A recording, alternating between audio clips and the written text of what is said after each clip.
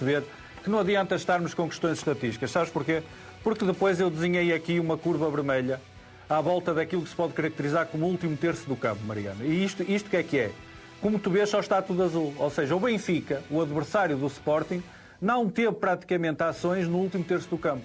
E ações na grande área, o Sporting teve 17, o Benfica 7. Ou seja, se o Benfica concentra as suas ações em 2 terços do campo e praticamente não aparece no último terço, é muito difícil, ainda que de facto tudo parecesse indicar que o jogo até poderia acabar empatado, era muito difícil pensar que, a haver um vencedor, esse pudesse ser a equipa visitante.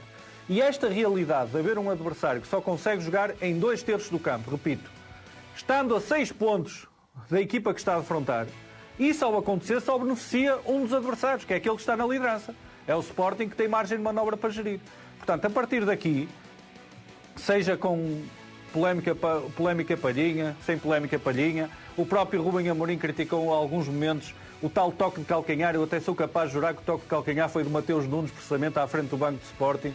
Sempre muito atento, sempre muito crítico, mas na hora da verdade, naquela fase que faz a diferença, o Sporting, mais uma vez, foi até ao limite. E já depois, não podemos esquecer, já depois de ter surpreendido o Futebol Clube do Porto nos descontos, volta a fazer a mesma coisa que o Benfica, numa situação que é destroçante para uma equipa que está a lutar contra tantas adversidades como o Benfica. Levar com aquele gol nos descontos vai ser um grande avalo em termos morais. E só mesmo para terminar, Mariana, na quinta-feira o Benfica recebe o Vitória de Guimarães. Se não estou em erro, é já na quinta. O Vitória de Guimarães está a 4 pontos do Benfica. A 4 pontos do Benfica tem um jogo em atraso. Portanto, o Benfica, antes de estar a pensar noutros desidratos, e é evidente que ninguém pode atirar a toalha ao chão, se alguém viesse dizer que ia atirar a toalha ao chão, não podia servir o Benfica nem por mais um segundo que fosse.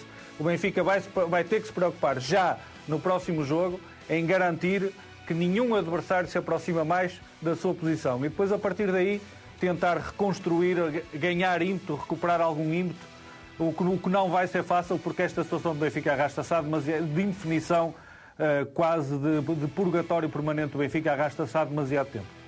Já lá vamos ao Benfica, que joga com Vitória, mas é na próxima sexta-feira esse jogo. Mas ontem o Sporting, além da vitória sobre o Benfica, fechou também uma contratação que tentava fechar há muito tempo. Olhamos para a primeira imagem de Paulinho em Alvalade. O avançado de 28 anos vai ser apresentado hoje como reforço do Sporting. A fotografia que estamos a ver foi publicada nas redes sociais por Nuno Assis. O ex-jogador é um dos agentes do Internacional português, tal como Pedro Mendes e Fernando Meira, que também estão na fotografia. São esperadas a qualquer instante as primeiras palavras de Paulinho como jogador do Sporting. Paulinho fica com uma cláusula de rescisão de 60 milhões de euros no Sporting. O avançado de 28 anos é a contratação mais cara de sempre do clube de Alvalade. Superou os cerca de 12 milhões de euros de base DOST. O Sporting paga ao Braga 16 milhões de euros por 70% do passe. O clube minhoto fica ainda com o passe. E estamos a falar de Sporting, que é o comprador. O verdadeiro valor do passe de Paulinho é de 22,8 milhões. Eu vou repetir, 22,8 milhões. Portanto, neste momento o valor de mercado, repito, que o Sporting atribui a Paulinho é de 22,8 milhões. Isto obviamente é assustador, é arrepiante, face à idade do jogador, face até ao estatuto do jogador. Sou um grande admirador de Paulinho, mas valorizar o seu passe em praticamente 23 milhões de euros é uma perfeita loucura.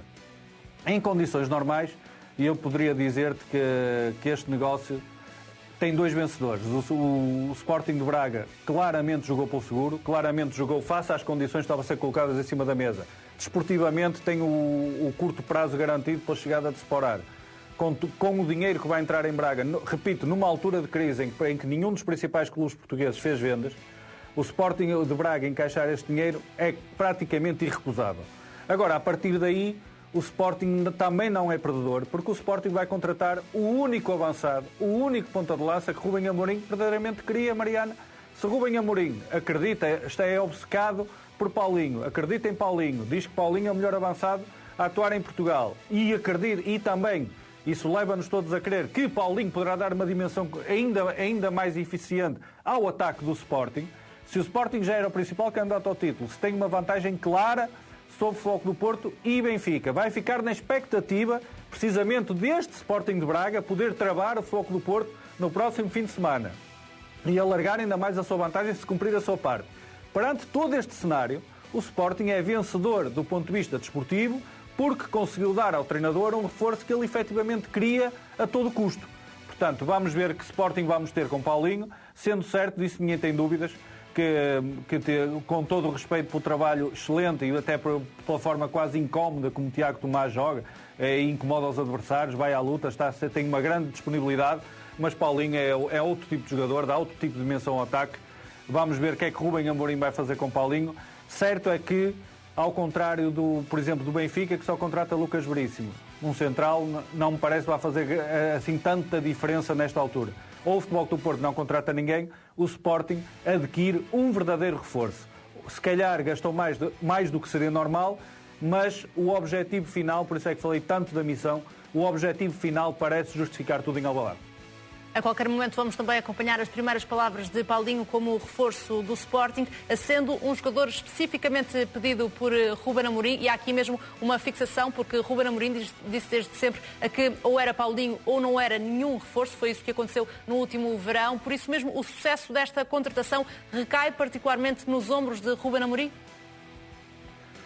Olha, é para tu veres a diferença. No caso do Benfica, a obsessão de todos estes meses foi um defesa central. Um defesa central, Lucas Veríssimo, quando o Benfica já tinha 5 ou 6, até perdemos a conta, mas sobretudo tinha o Otamendi e Vertonghen, jogadores do nível internacional que não vão facilitar, por exemplo, a adaptação, a integração e a titularidade e a presença na equipa de Lucas Veríssimo. Não vai ser fácil, de certeza, e depois destas duas experiências com 3 defesas que não correram bem ao Benfica, vamos ver até que ponto Jorge Jesus, esperemos que rapidamente já a trabalhar diretamente com a equipa e sentado no banco, vai continuar a insistir numa lógica de sistema de 3 defesas. Tenho algumas dúvidas, vamos ver. Mas a obsessão do Benfica foi sempre em Lucas Veríssimo, quando já tinha 5 ou 6 centrais. A obsessão de Rubem Amorim centrou-se num jogador que de facto preenchia um espaço que existia no Sporting. Sporar nunca foi um jogador que encantasse Rubem Amorim. Tiago Tomás é um avançado diferente e um jogador que tem um grande futuro, mas também é outro tipo de jogador. Paulinho é um jogador que ainda por cima, pelas informações que tenho, creio que já não é segredo, tem uma química também muito especial com Rubem Amorim, e Rubem Amorim, claramente, e a contratação de João Pereira nesta altura também tem a ver com isso, quer ir para a guerra com os seus homens, quer confiar nos homens com quem vai para a selva, e está disposto a ir à luta com os jogadores nos quais tens confiança absoluta. E essa química entre Paulinho e Rubem Amorim é um fator extremamente importante para uma segunda volta, e friso sempre isto. Ainda nem começou a segunda volta, Mariana, atenção. Portanto, ainda vai acabar a primeira volta agora, quinta e sexta-feira, depois vai começar então a segunda volta. Portanto, temos metade do campeonato pela frente, muito mais tempo do que seria normal a seguir ao fecho do mercado de inverno, e com Paulinho o Sporting fica obviamente com um ataque vitaminado, numa altura em que, em termos anímicos, em termos de confiança, eu não consigo perceber como é que a equipa poderia estar mais forte, porque depois daquilo que conseguiu na Taça da Liga, esta vitória sobre o Benfica é extremamente importante. Deixar um rival direto a 9 pontos num jogo onde, sobretudo, o seu rival é que jogava tudo, pode ser extremamente determinante e vai dar uma grande confiança para, então, o tal jogo com o Futebol Clube do Porto no final do mês. Creio que o Sporting vai visitar o Dragão dia 27, se não estou em erro. Mas, entretanto, também vai ficar à espreita. O Futebol Clube do Porto tem muitos jogos difíceis, vai jogar com o Sporting de Braga já no fim de semana e, acima de tudo, parece-nos que até pela intensidade e repetição constante dos jogos, praticamente sem descanso, vamos ter uma segunda volta de cortar a faca. Já vai contar com o Paulinho, o Sporting, nessa segunda volta. Paulinho fala daqui a poucos minutos como reforço do Sporting. Vamos acompanhar essas declarações. A CMTV questionou também a Rúben Amorim sobre esta contratação. O treinador lembra os milhões gastos pelos rivais. Quando nós gastamos o que outros clubes gastaram num, nós gastamos em todos. Portanto, isso não nos dá a obrigação de nada. Somos a equipa que joga com mais júniores, talvez, do campeonato. O Sporting contratou um jogador. Há clubes em Portugal que contratam por estes valores já há vários anos. O Sporting não. Nós perdemos o Viete, perdemos o Acunha, perdemos o Mathieu e vamos fazendo a gestão assim. Não nos obriga a nada, não é pressão para o Paulinho, não é pressão para o grupo. O que nós temos que fazer é ganhar ao Marítimo e nada mais que isso. Tem razão, Rúben Amorim, Vítor, nesta bicada que dá aos rivais sobre os reforços? É mais uma hashtag, Mariana. Agora eles gastam num, gastamos em todos. A seguir onde vai um, vão todos. Portanto, Rúben Amorim vai arranjar mais uma hashtag com esta questão do Paulinho. Atenção que o Sporting fez investimentos muito... A forma, a estratégia, eu não vou falar individualmente das questões, mas sobretudo a estratégia. Por exemplo, valorizar Pedro Gonçalves em 13 milhões, e discutimos isso muito na altura, porque o Sporting comprou metade do passe por 6,5 milhões, mas valorizou o jogador em 13 milhões. Achou que o jogador valia 13 milhões. Agora acha que o Paulinho vale 22,8 milhões, praticamente 23. Só aí vamos em 36. Ganhou a guerra ao Futebol Clube do Porto por Nuno Santos, com uma ajudinha do Benfica que ao Sporting não reclamou os 5 milhões de direito que tinha, obviamente sendo o Rio Ave a pagar, mas teria sido o Sporting a responsabilizar-se.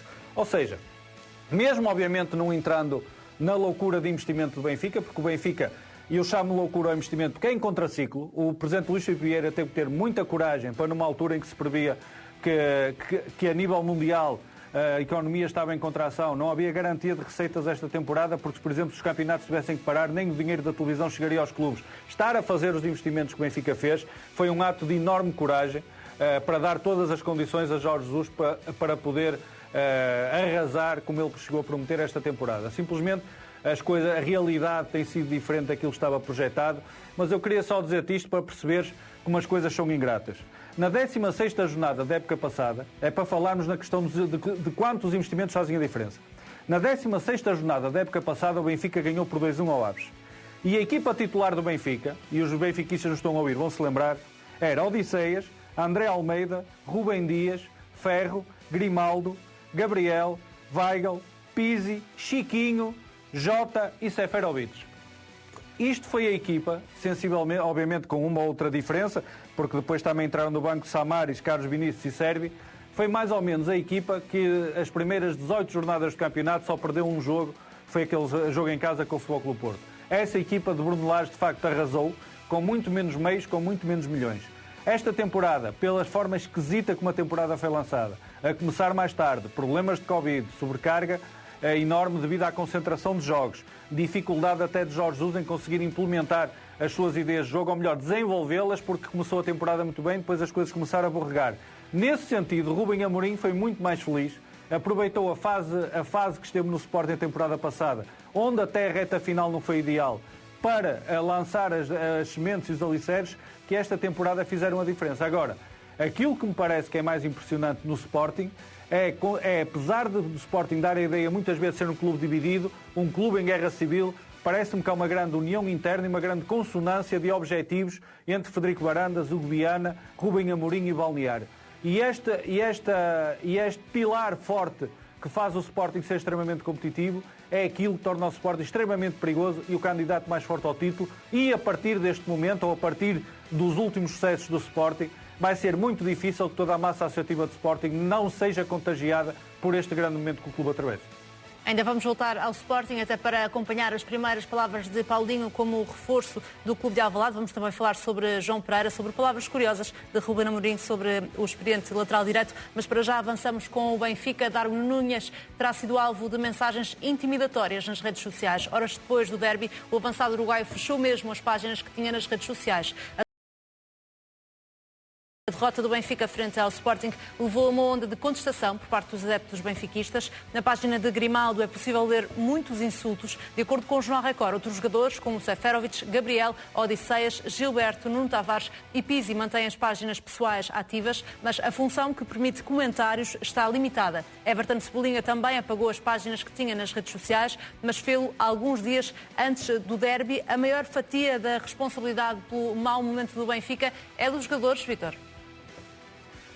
Olha, Mariana, a responsabilidade em primeiro lugar tem que ser coletiva.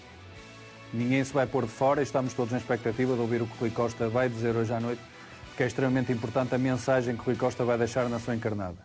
E este sentimento de revolta que os sócios e adeptos têm é um sentimento de revolta que chega até mim, que chega até ti, toda a gente tem consciência dele e como dizia alguém, uma adepta do Benfica, por acaso, dizia uma semana passada que já estava cansada de receber e-mails todos os dias a dizer que estava tudo bem no Benfica e creio que hoje é mais ou menos isso que a newsletter do Benfica volta a fazer.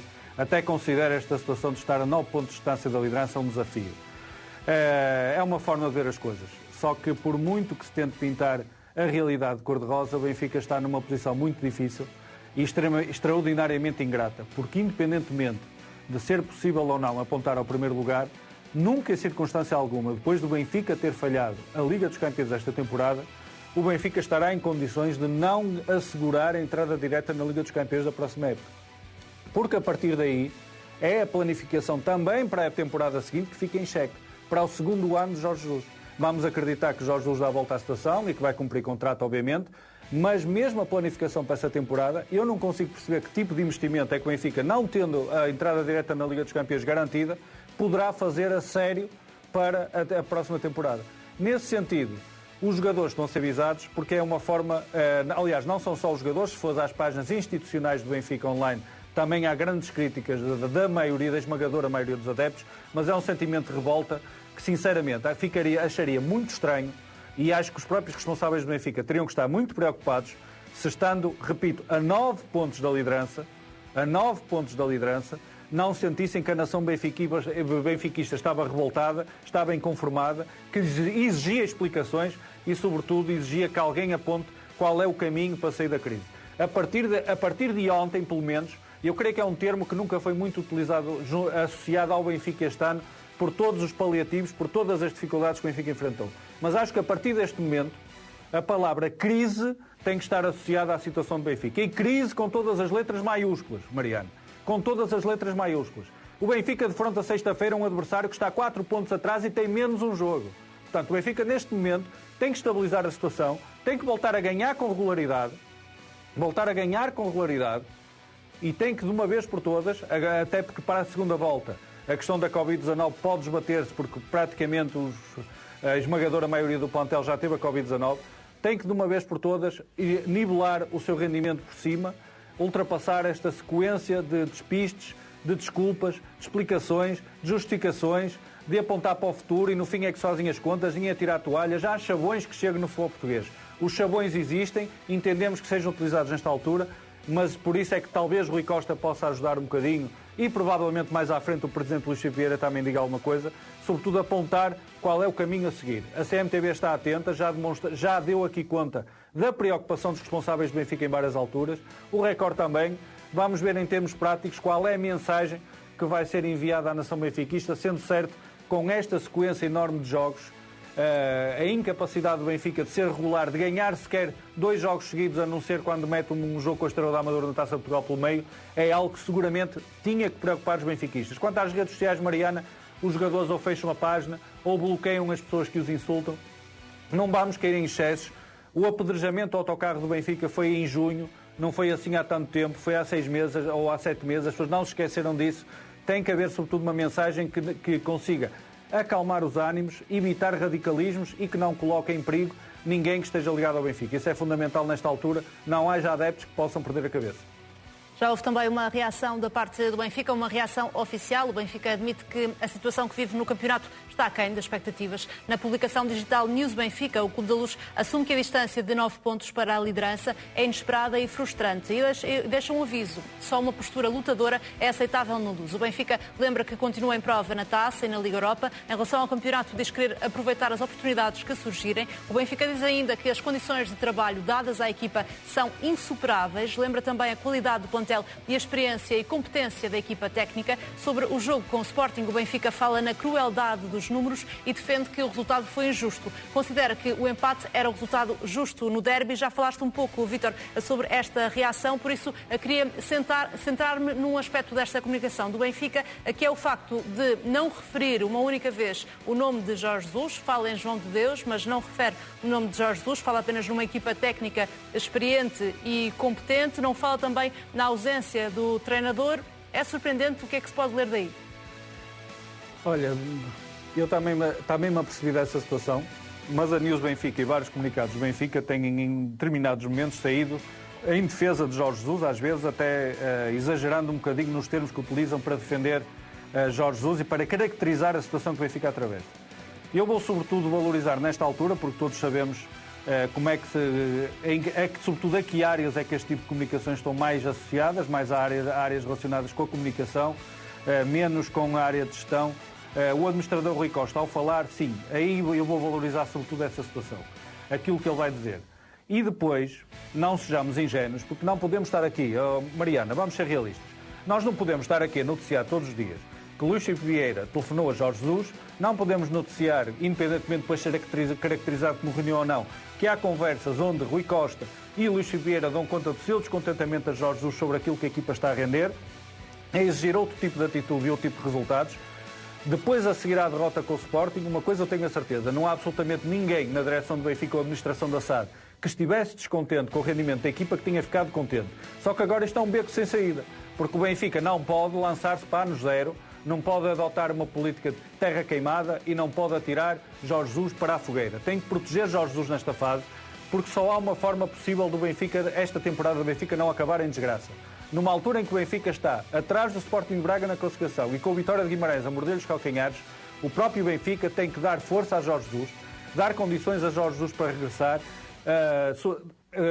arranjar forma de a liderança de Jorge Jesus ser assertiva para dentro do balneário, não haver dúvida nenhuma que a administração está com o treinador, não haver jogadores que eventualmente possam não se sentir devidamente inspirados, eu vou usar este termo para ser ligeiro e suave, não se sintam devidamente inspirados pelo comando do treinador, porque já ouvimos críticas a todos os níveis em relação à prestação de alguns jogadores, e a partir daí, esta segunda volta, a partir da segunda volta já não há margem de erro. Portanto, o Benfica tem que entrar na segunda volta com uma atitude diferente, entretanto tem também a eliminatória com o Arsenal, entrar por uma lógica que neste momento fragilizasse Jorge Jesus, vou repetir, entrar por uma lógica, por uma postura que neste momento fragilizasse de alguma maneira Jorge Jesus, seria o suicídio, não só da temporada do Benfica, como colocaria em risco todo o projeto de Luís Filipe Vieira.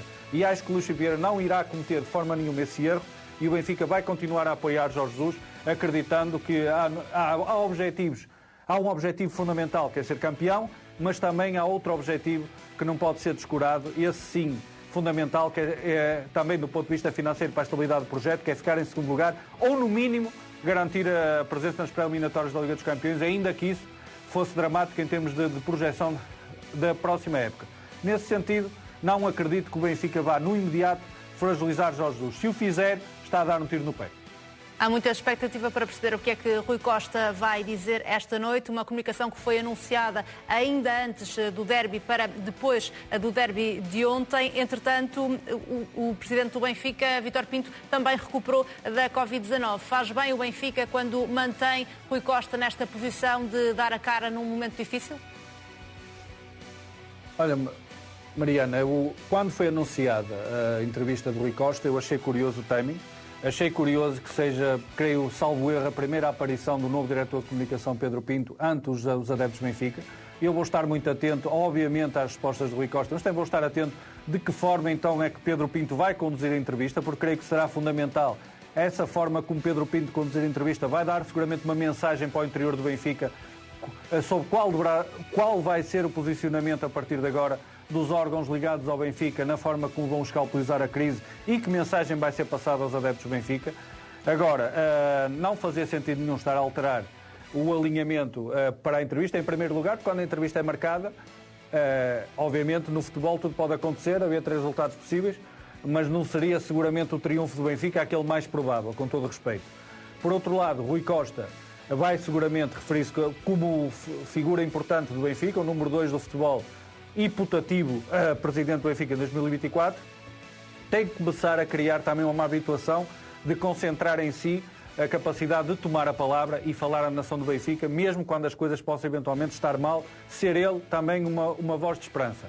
Por outro lado, numa visão de macro, numa visão de médio e longo prazo, um golo de Mateus Nunes em Alvalade não muda radicalmente o cenário. Portanto, o Benfica, se empatasse em Alvalade, estaria a crise menos um bocadinho intensa, mas não mudaria radicalmente o cenário. Portanto, o Benfica continuaria a passar por um momento em que ainda não estabilizou, ainda não está ao nível daquilo que foi perspectivado e, sobretudo, não se percebe neste momento, não era pelo empate ao Alvalade que se ia mudar, não se percebe ainda qual vai ser o caminho, onde é que está a luz ao fundo do túnel. E é nessa perspectiva que a intervenção do Rui Costa é importante. Não tanto para repetir os chavões de não atirar a toalha ao chão ou não se render. É evidente que no Benfica ninguém vai atirar a toalha ao chão. Isso seria ridículo, não é? Isso não existe. É, sobretudo, em termos concretos, apontar qual é o caminho para sair da crise e de que forma a SAD vai apoiar Jorge Jesus no sentido de conseguir, assim que Jorge Jesus, em termos de saúde, esteja recuperado, retomar o rumo das vitórias, que é isso que está a faltar ao Benfica, estabilizar um rumo de vitórias, não pode estar constantemente a empatar um jogo, depois ganha outro, depois perde, depois empata, isso não faz sentido absolutamente nenhum. Foi sem Jorge Jesus no banco que o Benfica perdeu frente ao Sporting. O treinador adjunto do Benfica diz que a equipa sente falta do chefe Jorge Jesus. Foi esta a expressão utilizada por João de Deus, que revelou que o treinador está melhor e a recuperar da Covid-19. O adjunto que liderou a equipa nos últimos 2 jogos do Benfica explicou ainda que todo o trabalho de análise e preparação dos jogos foi estruturado por Jorge Jesus. João de Deus diz que o Benfica recusa tirar a toalha ao chão na luta pelo título. Depois da derrota do Benfica no estádio José Alvalade, o treinador adjunto assumiu que os encarnados não esperavam estar a 9 pontos da liderança, mas realçou que ainda há muitos jogos pela frente. A ausência de Jorge Jesus no banco no jogo de ontem serve de justificação, Vítor? Não. Mariana, são justificações atrás de justificações. Eu, sinceramente, já andámos a ver este filme desde o primeiro jogo oficial da época do Benfica contra o PAOK. Já andámos a ouvir justificações do jogo com o PAOK. E se nós estamos cansados de ouvir justificações, imagina os adeptos do Benfica que tanto sofrem com as dificuldades que o Benfica atravessa no campeonato. Com exceção daquele período inicial de 4, 5 jornadas, aquilo que é regra no Benfica, jogo sim, jogo não, é ver justificações, é ver explicações e é demais. E eu há um bocado citei a equipa que jogou pelo Benfica na 16ª jornada da época passada, porque essa equipa tinha 45 pontos à 16ª jornada. Esta equipa do Benfica tem 33. Tem menos 12 pontos. Nesta altura já não havia João Félix. E, entretanto, chegaram jogadores que custaram mais de 100 milhões de euros. Portanto, é muito difícil de explicar objetivamente uma situação destas aos olhos da racionalidade. Temos, de facto, que valorizar. Eu não faço isso, não sou injusto a este ponto, de dizer que foi tudo normal este ano no Benfica. Não está a ser normal. A Covid-19 mudou a face do campeonato. Houve jogadores que falharam. Há demasiada concentração de jogos. Mas há algo que até este momento, Mariana, ainda ninguém conseguiu explicar. Ninguém conseguiu explicar, nem as pessoas que temos mais próximas ou mais distantes de Jorge Jesus, é como é que é possível o Benfica, a seguir ao desastre do PAOK, ter 4 ou 5 jogos em que a equipa tem um rendimento fantástico, a fazer lembrar os melhores momentos das últimas épocas. Consegue ganhar jogos, consegue golear, é elogiado em todos os jogos, está a liderar o campeonato e de um momento para o outro começa esta montanha russa permanente sem se perceber onde é que vai, quando, como, onde é que o Benfica vai conseguir estabilizar e repetir alguma vez aquela sequência de triunfos do início da época. Isso é que até este momento continua sem estar explicado. Pode ser eventualmente explicado hoje por Rui Costa na comunicação que vai fazer aos adeptos do Benfica. Voltamos ao Sporting com palavras de Ruben Amorim, que fez uma observação caricata sobre o reforço João Pereira. Para nós, mais uma vez, juntamente também com o Paulinho, é uma pessoa que eu conheço bem, tem um caráter muito forte também, está identificado com o clube, conhece a pressão do clube, é uma posição que só temos um jogador que é o Porro, e portanto passa muito por não querer arriscar, queremos ir buscar jogadores que nós sabemos que tem o mesmo espírito do grupo. É um jogador que, apesar dos 36 anos, tem uma grande rotação, tem um grande coração, é muito ranhoso e, portanto, encaixa perfeitamente na nossa ideia e é muito bem-vindo. Foi uma escolha curiosa de palavras a de Ruben Amorim. Vítor, conseguiste perceber o que quis dizer sobre o João Pereira? Sim, que há tal como eu referi em relação ao Paulinho, a questão da química, em relação ao João Pereira é a mesma coisa. Há uma química entre Ruben Amorim e João Pereira. Ele sente que João Pereira vai ser um jogador que vai secundar Porro, pode ser importante em termos de futebolísticos, mas sobretudo vai ser um jogador que vai dar algo que ele gosta no balneário. Toda a gente sabe que João Pereira é extremamente competitivo, toda a gente se lembra de como era João Pereira com as várias camisolas que envergou no futebol português, mas sobretudo a de Benfica, qual era a postura de João Pereira. O ranhoso é um termo interessante de facto, faz-nos sorrir um bocadinho, mas essa raça e competitividade, para usar o tipo de termos, de João Pereira são inquestionáveis e creio que apesar da idade mais avançada que João Pereira tem neste momento, essas características mantém. Agora, a contratação parece-me a mim o que preside em primeiro lugar esta contratação, porque laterais direitos o Sporting conseguiria seguramente para fazer essa função, contratar se calhar outro jogador mais jovem para desempenhar essas funções. Parece-me ter mesmo a ver com a regra de Ruben Amorim, que é de jogadores nos quais confia, jogadores com os quais tem química, jogadores que vão também ser mais valias de balneário, e isso vai ter essa extensão do treinador no balneário, mais um jogador no qual o treinador confia tanto, vai ser seguramente mais um ponto forte. E é mais por aí, porque da maneira que Pedro Porro está a jogar, Mariana, dificilmente, fosse qual fosse o lateral direito, iria calçar em muitos jogos, até porque o Sporting não tem provas paralelas onde tenha que fazer grande gestão do 11 que utiliza. Em relação a João Pereira, esta contratação pode não ter só a ver com o imediato, mas também já a pensar no futuro e no eventual cargo de treinador. Que informações é que tens sobre isso, Vítor? Sim, é verdade. É verdade. Também é um jogador em relação ao qual Frederico Varandas pensa que pode colocar a desempenhar outras funções no Sporting, e isto vem ter claramente aquilo que eu referi antes. Há um pilar muito forte em Alvalade, ou seja, quando em Alvalade parecia que tudo estava a desmoronar, parecia que havia uma guerra civil, parecia que ninguém se entendia, houve um pilar que se manteve sempre firme, convicto e a apontar o caminho a seguir ao balneário. Foi o pilar formado por Frederico Varandas, Hugo Viana e Rubem Amorim. E isso faz a diferença. Se calhar outros clubes precisam também ter um eixo forte que seja capaz de apontar o caminho, mesmo que a tempestade pareça que está a toldar completamente o caminho para eventualmente a bonança. Portanto, neste caso, ver Frederico Varandas acreditar que João Pereira, como é a informação que temos, poderá no futuro ou vai ficar no futuro a desempenhar outras funções no Sporting. Rubem Amorim acredita que João Pereira pode ser já uma mais-valia no balneário, mesmo nesta fase final da carreira. Isso significa uma coisa, Mariana. Há ideias claras em Alvalade, e quando uma equipa está com ideias, ou um grupo, ou um clube, está com ideias tão claras e tão focado num objetivo, olha, normalmente acontecem coisas boas. Contratou 3 reforços do Sporting neste mercado de inverno. Já o Benfica garantiu Lucas Veríssimo, que já foi inscrito na Liga pelo Benfica. O central brasileiro vai herdar a camisola número 4, que era de Luizão. Lucas Veríssimo viaja para Lisboa nas próximas horas, deve fazer o primeiro treino já amanhã. O central assinou pelo Benfica até 2025. O Benfica paga ao Santos 6,5 milhões de euros. Também Conti foi inscrito na Liga. O central argentino terminou o empréstimo ao Atlas. Com as entradas de Veríssimo e Conti ficam preenchidas as vagas de Ferro e Todibo. Jorge Jesus continua com 5 centrais à disposição no plantel, mas Lucas Veríssimo foi protagonista de uma longa novela, há por isso muita expectativa para esta contratação. Além disso, Vítor Pinto, é-lhe dada a camisola 4. É ainda mais peso sobre os ombros deste jogador? Não, isto, olha, o peso já é de tal ordem que não era seguramente por ser a camisola de Luizão que Lucas Veríssimo se podia sentir mais intimidado ou menos intimidado. O desafio de Lucas Veríssimo é terrível, mas todos temos consciência disso, porque infelizmente ou felizmente é um caso que andamos a analisar há vários meses, e ficou claro que nesta fase da época, no nível de rendimento em que Otamendi está, no patamar de rendimento em que Vertonghen está, se o Benfica não mudar imediatamente o sistema para 3 defesas em definitivo, e parece-me que isso será muito difícil, dado que a utilização que foi feita das 3 defesas tinha a ver com encaixe em adversários que também jogam nesse sistema, o Sporting de Braga e o Sporting.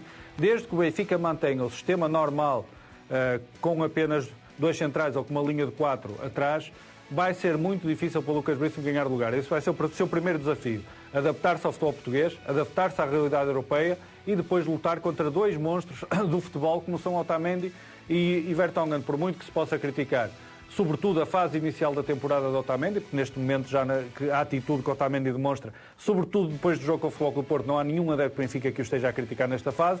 Vertonghen é um peso pesado e, como eu já alertei várias vezes, a partir do momento em que pela primeira vez quer Otamendi, quer Vertonghen vão ter concorrência para a titularidade, vamos ver como é que eles próprios vão reagir. Lucas Veríssimo tem que estar preparado para isso, e ele que ainda nem sequer é internacional brasileiro. Vamos ver como é que o Lucas Veríssimo vai reagir, sobretudo tendo em conta que, face à sequência do calendário do Benfica, não vai haver jogos ou facilidades para a adaptação do Lucas Veríssimo. Portanto, que creio que o Lucas Veríssimo vai permitir-nos falar muito da sua situação nas próximas semanas. Veremos até que ponto vai ter entrada rápida no 11 do Benfica. E o Benfica, olhando para esse calendário, para esta época, ainda vai a tempo de salvar esta época o Benfica?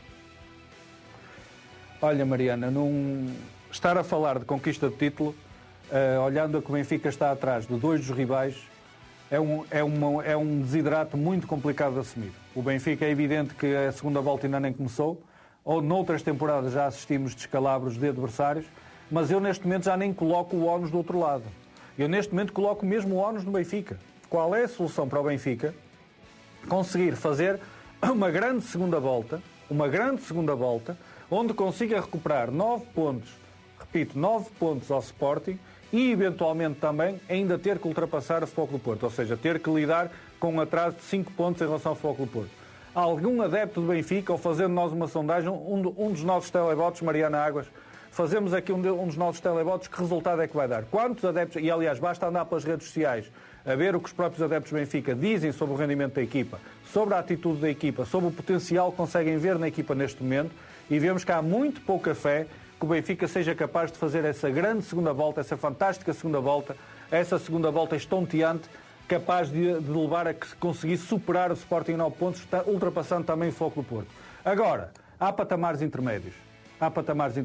E o Benfica não pode, evidentemente, atirar a toalha ao chão, porque há patamares intermédios, um deles que é fundamental, o segundo lugar, daria uma tranquilidade muito maior à SAD, permitiria garantir a estabilidade financeira do projeto, evitar complicações com o fair play financeiro e evitaria, sobretudo, que transparecesse a ideia que todo o esforço que foi feito durante o ano de 2020 para reforçar a equipa, porque Weigl já chegou em 2020, e todo o investimento que foi feito, que foi em vão. No mínimo, a entrada da Liga dos Campeões é o objetivo que tem que ser sempre exigido e a equipa terá que lutar até o último segundo por esse objetivo, porque caso contrário o Benfica vai estar verdadeiramente em maus lençóis. Falaste no televoto, por acaso não foi combinado, mas esta noite vamos ter um televoto e no final deste mercado já te vou dizer, inclusivamente, a pergunta que vamos fazer na Liga de Ouro desta noite. Mas para já avançamos com uma discussão entre dois jogadores do Futebol Clube do Porto. Pepe e Lume abraçaram-se no final do jogo de ontem com o Rio Ave, que o Porto venceu por 2-0. Os dois jogadores pegaram-se no jogo anterior com o Farense. Depois do apito final, Pepe e Lume trocaram mesmo empurrões e o desentendimento só não evoluiu devido à intervenção dos colegas de equipa e do árbitro. Depois desse incidente, Lume pediu desculpa aos adeptos do Porto. O médio dos Dragões recorreu às redes sociais para esclarecer que o episódio com o Central nunca deveria ter acontecido. Disse mesmo que Pepe é como o irmão mais velho. No jogo seguinte, Lume não foi convocado, mas ontem voltou a ser lançado por Sérgio Conceição quando o Porto já ganhava por 2-0 ao Rio Ave. Este episódio está oficialmente, Vítor, encerrado?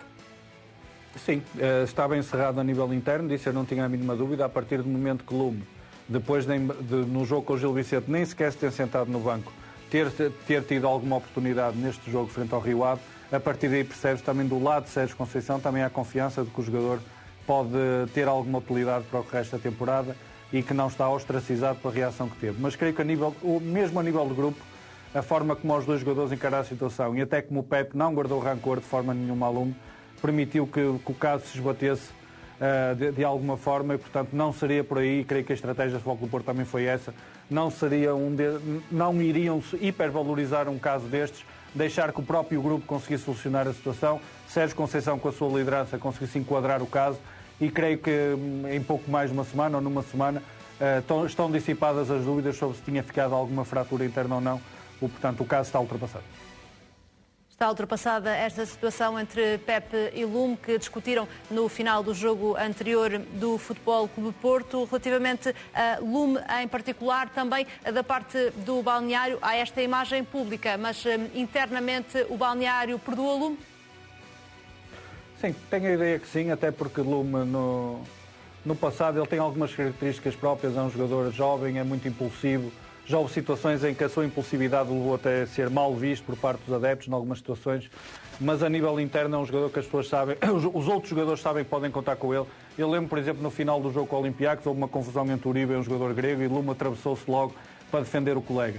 E já agora mesmo para terminar, o Futebol Clube do Porto não tem reforços de inverno, Mariana, mas com a saída de Nakajima vai inscrever Carraça para a Liga dos Campeões, portanto é a única mexida ou mexida de vulto que existe na lista que o Futebol Clube do Porto apresenta hoje para a Liga dos Campeões e também é de alguma forma significativo, dado que Carraça tinha sido o primeiro reforço da época, mas não tinha tido lugar nessa lista para as competições europeias. Portanto, neste momento, abrindo-se essa vaga e o Futebol Clube do Porto não tendo reforços, Sérgio Conceição, contente com a forma como Carraça trabalha diariamente no Olival, deu a oportunidade ao jogador de ser inscrito. Em breve será oficial essa inscrição de Carraça para a Liga dos Campeões.